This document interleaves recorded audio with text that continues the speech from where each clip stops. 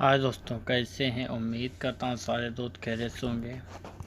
आज हम इस वीडियो में बात करने वाले हैं टर्मिनल 15 यानी जीएस के बारे में बात करेंगे। जो हमारा जीएस रहता है उसके अंदर गियर की जो हमारी गाड़ी है इसके अंदर जो है गियर की प्रॉब्लम है।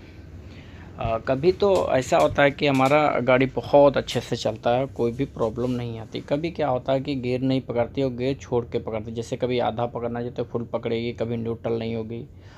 इस तरह से जो है प्रॉब्लम आती है।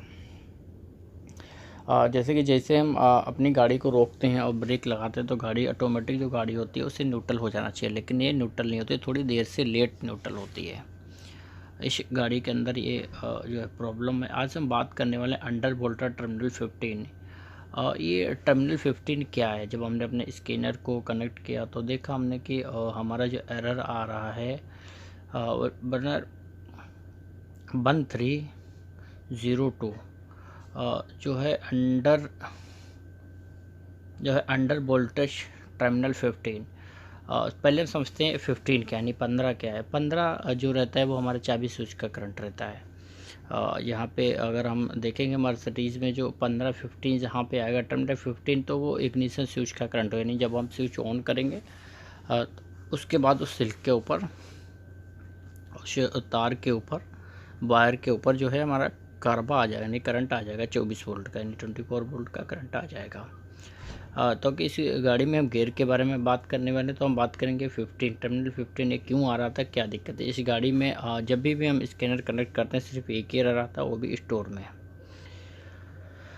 गाड़ी में वायरिंग को मैंने चेक किया, मैंने डाटा के थ्रू जो भी हमारे पास चेक, जब भी हम इसके आगे जाएंगे तो हमें एक डायग्राम ये दे देगा ऑटोमेटिकली। डायग्राम दिखाने से पहले सारे भाइयों से रिक्वेस्ट है, जिन भाइयों ने अभी तक हमारे चैनल को सब्सक्राइब नहीं किया सब्सक्राइब करें, और अगर आपने सब्सक्राइब कर रखा है तो लाइक करें। अगर आपका कोई सवाल है तो आप कमेंट बॉक्स में पूछ सकते हैं। तो हम अभी आपको सीधा लेके चलते हैं इसके जो इसका वायरिंग डायग्राम है उसके ऊपर।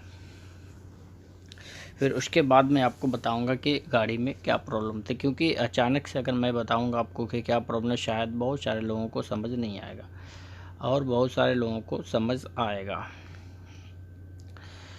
तो ये आपकी स्क्रीन पर आप देखेंगे, ये हमारा बायो डायग्राम है। और आप ऊपर साइड में देखेंगे, देखा अंडर वोल्टेज ये टर्मिनल 15 लिखा हुआ है। ये हमारा दूसरी साइड में देखेंगे तो ये हमारे फ्यूज़ हैं कुछ, और टर्मिनल 15। हमें सबसे पहले टर्मिनल 15 क्या है वो देखना है, और तो हमें कुछ देखने की ज़रूरत नहीं है। तो क्या क्या हमने अपना मल्टीमीटर लिया, मल्टीमीटर लेने के बाद हम सीधे पहले हमने फ्यूज बॉक्स में जो है चेक किया। फ्यूज बॉक्स में कौन सी पिन थी, X23 के 6 नंबर, यानी 6 नंबर जो हमारा पेन है उस पर मैंने चेक किया तो कार्बा आ रहा है, 24 वोल्ट आ रहा है, स्टार्ट करने पे भी आ रहा है और चाबी स्विच लगाने पे भी आ रहा है। फिर उसके बाद मैं सीधा वहाँ से चला गया गियर कंप्यूटर के ऊपर। गियर कंप्यूटर पे ऊपर जाने के बाद मैं देखता हूँ कि कार्बा आ रहा है, पूरा 24 वोल्ट आ रहा है और कहीं भी शॉर्ट सर्किट नहीं है। किस तरह से चेक करना चाहिए, मैंने सारे मतलब जो भी मुझे एक्सपीरियंस था मैंने उस हिसाब से पूरा चेक कर लिया, लेकिन वायरिंग में कोई भी फॉल्ट नहीं मिला। जब वायरिंग में फॉल्ट नहीं मिला तो क्योंकि ये कई बार कंप्लेंट आ चुकी थी, 3 से 4 बार कंप्लेंट आ चुकी थी, तो उसके बाद मैंने सोचा इसका जीएस चेंज करके वन टाइम देखते हैं। तो मैंने क्या किया, वन टाइम इसका जीएस जो हमारा कंप्यूटर रहता है वो चेंज कर दिया। चेंज करने के बाद गाड़ी को हमने भेजा। जब भी गाड़ी गई 500-700 किलोमीटर जाने के बाद फिर ड्राइवर का फ़ोन आता सेम प्रॉब्लम है। तो उसके बाद तो गाड़ी दोबारा जब वर्कशॉप में आई तो मैंने दोबारा से चेक किया तो सेम एरर आ रहा था। प्रॉब्लम क्या है किसी को समझ नहीं आ रही थी क्या प्रॉब्लम है। इस वीडियो में इस प्रॉब्लम के बारे में, ये बहुत ही बड़ा सलूशन है ताकि बहुत सी लोगों को इसके बारे में जानकारी नहीं हो पा रही है, क्योंकि मल्टीमीटर से चेक कर लिया मैंने, ट्रैक्टर से चेक कर लिया, लेकिन सब ओके था।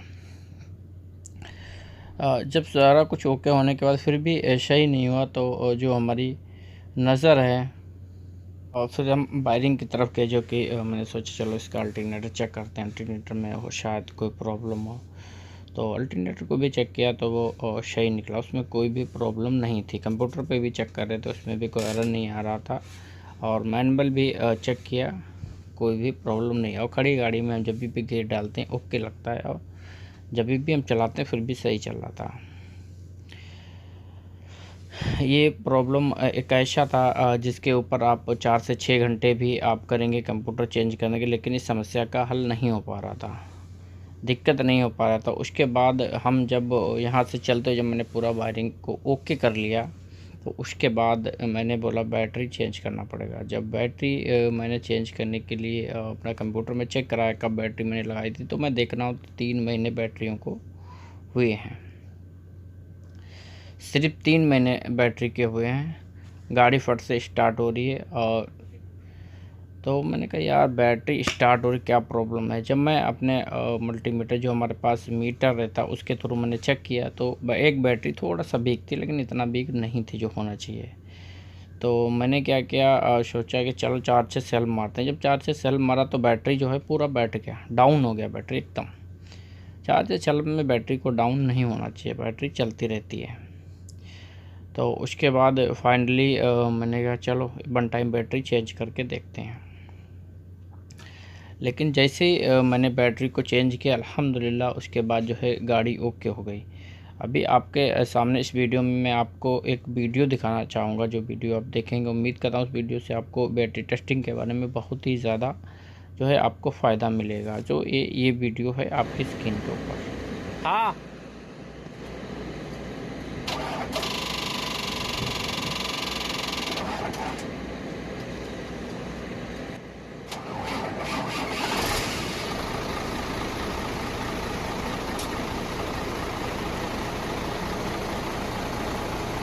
भेज देना, स्टार्ट कर।